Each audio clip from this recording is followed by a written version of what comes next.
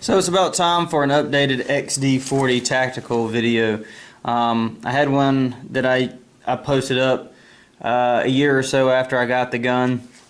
Can't remember exactly. I've had the gun for a long time now, many tens of thousands of rounds through it, and I thought I'd take the opportunity to update my impressions, what I've got done to the gun, just so you can kind of see, those of you that watch my videos can see a closer view of what I'm actually using. So got it propped up on my handy dandy pocket flashlight, my 4.7's Preon 2, great little flashlight, and the chamber's obviously empty, slide lock to the rear so it's clear, and I got a mag with some snap caps. So the first thing that's immediately noticeable about the weapon is the heavy stippling that's on it. I haven't had that on there for much more than a month or two, and I just did it because I figured, look, this is one of those guns I'm never going to get rid of. I don't care about the trade-in value. This gun is sentimental to me, and I just like it. I have no intention to get rid of it. I wished it was a 9mm, but we'll talk about that later. If I ever do replace this, it'll be with this same gun running a 9mm, just so that follow-up shots are a little faster to limit the recoil a little bit. But that's not what we're talking about in this video, is it? Apparently it is. The stipple job. See if I can get it in there close so you can really look at it. It's heavily stippled, just dots using a soldering iron, and I'll talk about why I have the patterns that I have. The front strap, back strap, and the sides on both sides are stippled, and the reason I'm doing this obviously is so that I have a better grip when my hands are sweaty or wet or whatever. It is aggressively stippled and then sort of mildly gone over with 1,000 grit sandpaper to smooth it out where it's not so rough that it's uncomfortable. And you'll see that even the side of the trigger guard is stippled, and I have this strap under the bottom. I also have an index point on this side, finger straighten off the trigger. I'm actually giving myself something tactile to feel so that I know I'm there. And I have this stippled, not really for my thumb here. My thumb typically rests up a little higher, and the only detractor I could even give you about this weapon is that because my thumb rides so high and my two-hand grip, you see where it kind of sits on the slide lock. So every once in a while I'll be holding that down, and the last round slide won't lock to the rear because I'm actually holding this down and not allowing it to clip up into that locking position. Not a huge deal. It's not a deal breaker for me. Obviously I'm still running this weapon, but it's something to note. But that typically where your thumb, I guess, is intended to go, I don't really like where that puts your offhand thumb. I want my thumb as far forward as possible so that I can really lock my offhand wrist and prevent the gun from recoiling at the wrist. What ends up happening is this part of my hand sort of sits in that gap there, and it gives me a place to really get some purchase there with that side of my hand. The side of the trigger guard is laying in this crease of my hand, so it's giving me some sort of tactile purchase there, and where my offhand trigger finger rests underneath the trigger guard is exactly where that stripe is. Just once again, just finding friction where I can to get a really good purchase on the weapon to eliminate muzzle flip and all the other effects of recoil. So, and obviously recoil, all it does is slow you down, so if I can limit it, then I'm making myself faster. So basically what I did when I stippled this is I got in a good two-hand grip, and everywhere my hand was touching I made sure that there was a stipple point, including, like I said, the finger straighten off the trigger patch right there. So I don't know that that's really adding to my safety. Okay, I've pretty much made this second nature, but it does give me something tactile to feel there so that under stress I'm not floating out here somewhere. I'm looking for this spot here. Something else you may notice is that the barrel and guide rod appear to be stainless. They are not. These are stock barrel and stock guide rod. I just polished them down for the look and make it a little slicker.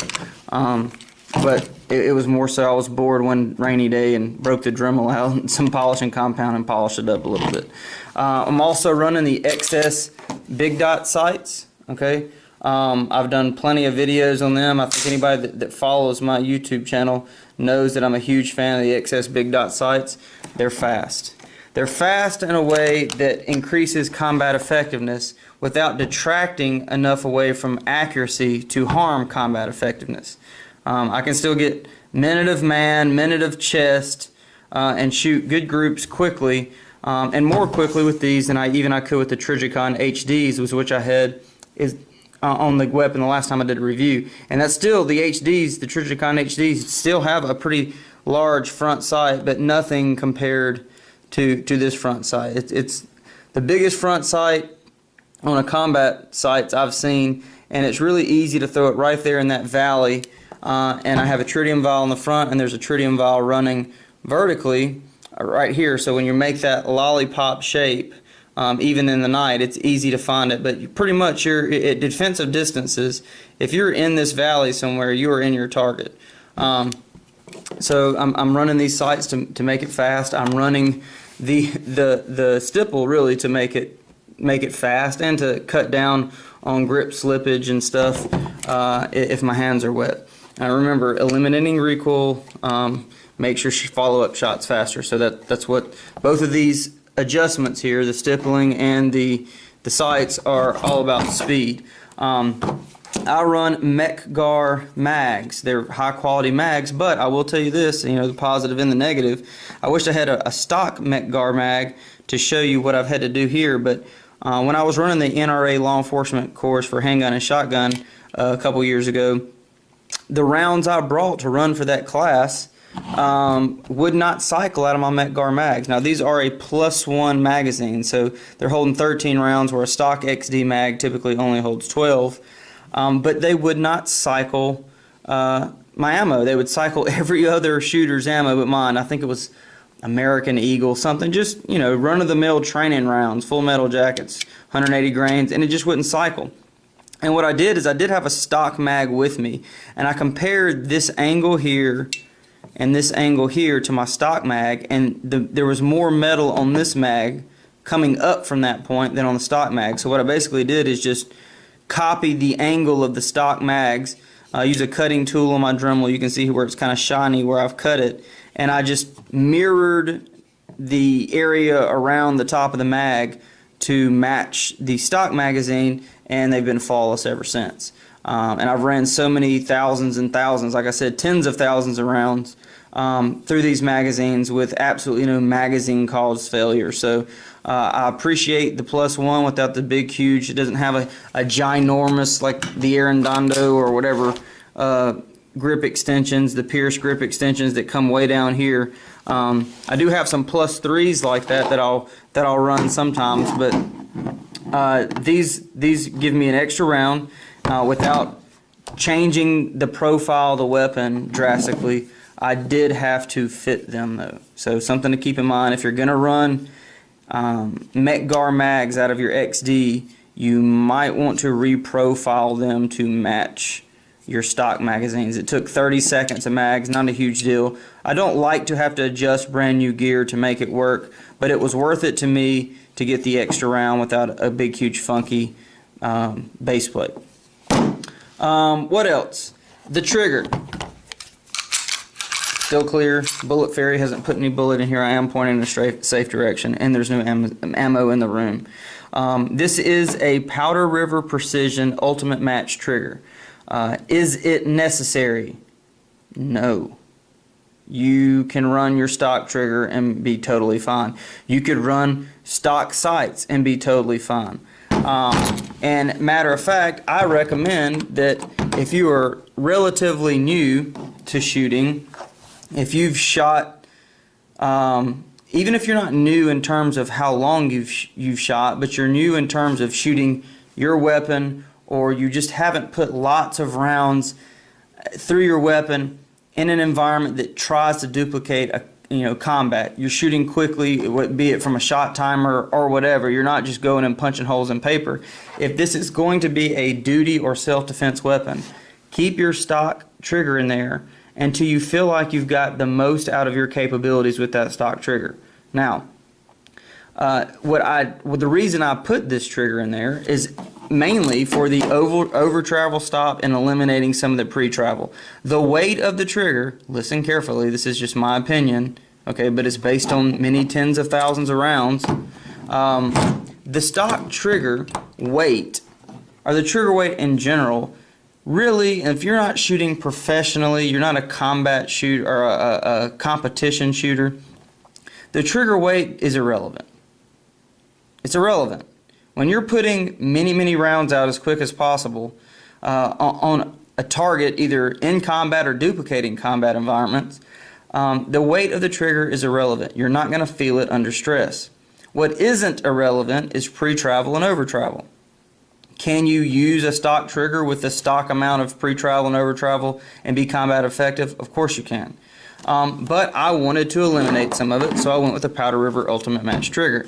You have to fit this over-travel stop. Basically, you install the trigger. There's a lot of things to fit with the Powder River Precision Ultimate Match trigger, but one of the things that you absolutely have to fit, regardless, okay, of your weapon, is this over-travel stop. So basically what you're doing is you're engaging the trigger, and you want the sear to drop just a tiny fraction of an inch before this is sitting against the frame.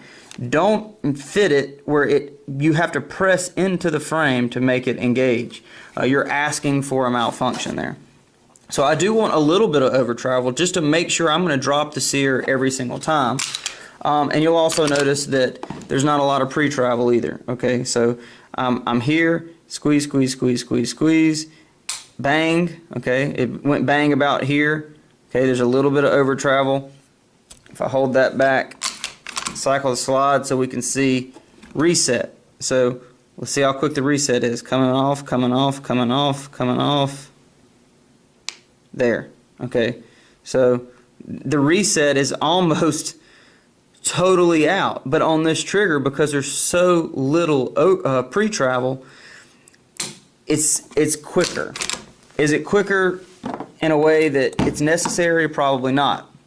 But it is quicker, okay? And you need accuracy and you need speed in a combat environment. So it's inherently more dangerous, and I feel like I'm rambling, but it's inherently more dangerous to have a lighter trigger with very little pre-travel, because mistakes are easier to make when there's not a lot of forgiveness in the trigger travel. But once again, I have shot many thousands of rounds, tens of thousands of rounds. It does not make me fallible, but I have very good trigger finger discipline. So I have no problem carrying this in a duty environment. I've done it for a very long time. No negligent discharges. Your mileage may vary if you don't have this drilled into your soul. But I'm talking about the weapon. It's on the weapon, and so I'm talking about it. What else have I done here? I think that's pretty much it. Besides shoot many rounds. What about this? Okay, I drilled a hole in the back of my weapon and put a rabies tag keyring through, because when I go kayaking and I have this on me, I don't want to fall out of my holster into the river and I have to go swimming after it. So I run a lanyard to my belt and I have this on me when I go kayaking. And it has actually, in a Serpa leg rig, I have hit the retention device and had this come unseated from the holster. It did not come all the way out of the holster, but it wouldn't have taken much for it too. So I like to have it tied to me if I'm on a river somewhere or a lake. So that's the gun as it sits now. The only breakages I've had with this, and this is pretty common on the XD, is this striker retaining pin. My recommendation would be to go to Powder River Precision's website and just order you a pack of striker retaining pins. These are a much stronger pin than the stock pin. This is the only failure I've ever had. I broke my striker retainer just after, once again, tens of thousands of rounds. It is a machine. It's metal hitting metal. Eventually parts are going to wear out, and that is what wore out on mine. I broke my striker retaining pin. My specific breakage did not cause a malfunction. But I did take it out and replace it with the Powder River Precision one, and I've got 2 or 3 more on hand just in case.